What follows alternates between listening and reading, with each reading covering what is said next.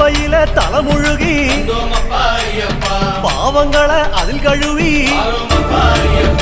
அன்னதான படையலிட்டு அழகழகா தீபமிட்டு சபரிமலை பயணம் தானப்பா எங்க வழித்துணையா வந்து சேரப்பா. சபரிமலை பயணம் தானப்பா சாமி வழித்துணையா வந்து சேரப்பா.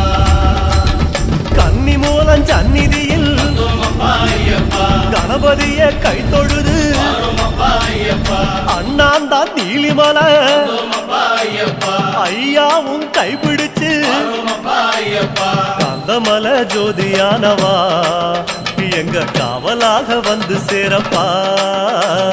கந்தமலை ஜோதியானவா எங்க காவலாக வந்து சேரப்பா. சந்நிதியில் கட்டுங்கட்டி சபரிமலை காடு தேடி